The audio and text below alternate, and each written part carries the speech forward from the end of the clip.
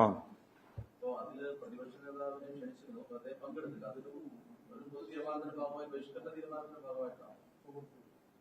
അതല്ല, എനിക്കറിയില്ല എന്താണെന്ന്. പൊതുവെ ഒരു വികസന പ്രവർത്തനത്തോടും മുഖം തിരിഞ്ഞു നിൽക്കുന്ന നിലപാട് ഞങ്ങൾ സ്വീകരിക്കാറില്ല. അതിൽ ബഹിഷ്കരണത്തിൻ്റെ പ്രശ്നമല്ല ഉണ്ടാകുക.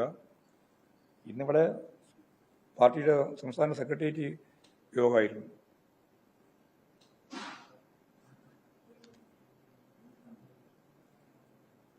ഈ കോഴിക്കോട്ടെ ഇഡി റെയ്ഡിൽ പാർട്ടി രാഷ്ട്രീയമായി നേരിടുന്നു പറയുന്ന കാരണം എന്താ? കാരണം ഈ അവിടെ ചില ജില്ലാ സെക്രട്ടറി അംഗത്തെയും മറ്റു ചില ആളുകളൊക്കെയാണല്ലോ, അതെല്ലാവരും പാർട്ടിക്കാരല്ല.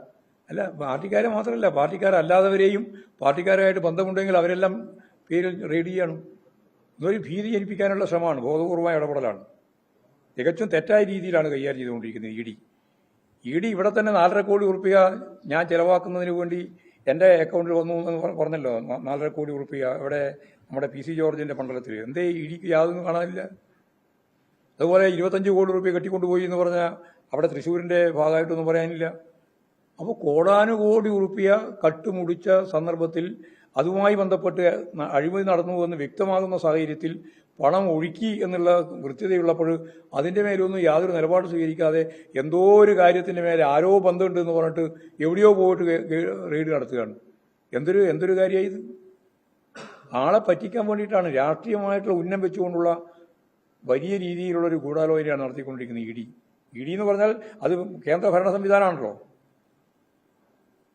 അതാണ് കോഴിക്കോട് നമ്മൾ കണ്ടത്. യാതൊരു തരത്തിലുള്ള ബന്ധമില്ലാതെ എല്ലാവരും സുഹൃത്തുക്കളായിട്ടുള്ള ആളുകളെല്ലാം വീട് കയറി റെയ്ഡ് നടത്തുകയാണ്. എന്നിട്ട് അവരൊരു പുകമറ സൃഷ്ടിക്കുകയാണ്, എന്തോ ഒരു സംവിധാനം ഉണ്ട് എന്ന് പറയാൻ വേണ്ടി. ഒന്നുമില്ല എന്നുള്ളത് എല്ലാവർക്കും അറിയാം.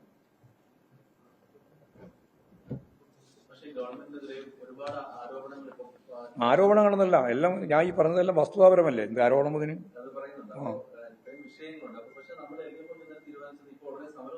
അങ്ങനെ ഞാൻ തീരുമാനിച്ചില്ല. ഇല്ല, തീരുമാനിച്ചു. സമരമൊക്കെ വേണ്ടി വെക്കുമ്പോൾ സമരം വേണ്ടപ്പോൾ സമരം വേണം. സമരത്തിന് വേണ്ടിയിട്ട് സമരമൊന്നുമില്ല ഇവിടെ. സമരത്തിന് വേണ്ടിയുള്ള സമരമില്ല. സമരം വേണ്ടി വരുന്ന സന്ദർഭത്തിൽ സമരം നടത്തണം. ഇപ്പോഴും സമരം നടത്തിയല്ലോ.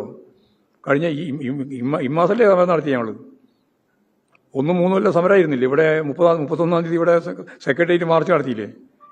ഓരോന്നിൻ്റെയും ഭാഗമായിട്ട് സമരം പ്രക്ഷോഭങ്ങൾ നടന്നുകൊണ്ടേയിരിക്കും, നടക്കും എന്നുള്ളത് തന്നെയാണ്. അത് ഒന്നിനും അവധി കൊടുക്കേണ്ട യാതൊരു കാര്യമില്ല. സമരത്തിന് വേണ്ടിയുള്ള സമരമില്ല. സമരം ജനങ്ങളുടെ ഏറ്റവും പ്രധാനപ്പെട്ട പ്രശ്നങ്ങളെ അടിസ്ഥാനപ്പെടുത്തി വേണ്ടി വരുന്ന സന്ദർഭത്തിലൊക്കെ ആ സമരം ഉയർന്നു വരിക തന്നെ ചെയ്യും.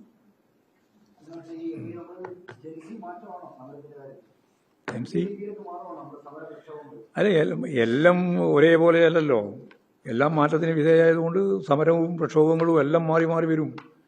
പുതിയ രീതിയിലേക്ക് സമരങ്ങളും പ്രക്ഷോഭങ്ങളും ഒക്കെ ഉയരും. അത് ഏതെങ്കിലും രീതിയാണെന്ന് പറയേണ്ടതില്ല. പുതിയ രീതിയിലേക്ക് സമരങ്ങളും പ്രക്ഷോഭങ്ങളൊക്കെ ഉയർന്നു വരാൻ സാധ്യതയുണ്ട്.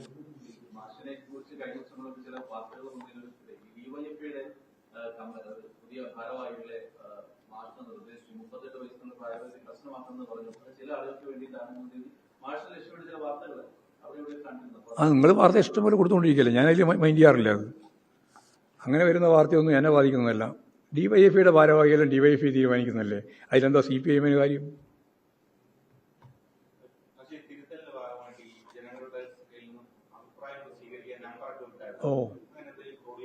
പിന്നെ എല്ലാ കാര്യവും ക്രോഡീകരിച്ചിട്ടുണ്ട്. അത്തരത്തിലുള്ള അഭിപ്രായങ്ങൾ ഞങ്ങൾക്ക് കിട്ടിയിട്ടുണ്ട്. ആ കിട്ടിയിട്ടുള്ള ഉൾപ്പെടെ വെച്ചുകൊണ്ടാണ് എക്സ്റ്റൻഡഡ് സ്റ്റേറ്റ് കമ്മിറ്റിയിൽ ഞങ്ങൾ റിപ്പോർട്ട് തയ്യാറാക്കുമ്പോൾ ആ റിപ്പോർട്ട് തയ്യാറാക്കുക. അവരുടെ കൂടി അഭിപ്രായങ്ങളും നിർദ്ദേശങ്ങളെല്ലാം കൂടി ചേർത്ത് വെച്ചുകൊണ്ടാണ് പരിശോധിച്ച് ആവശ്യമായ നിലപാട് സ്വീകരിക്കുക. എവിടെ വലിയ പങ്കാളിത്തമുണ്ട്. 10,000-കണക്കിന് ആളുകൾ അയച്ചിട്ടുണ്ട്.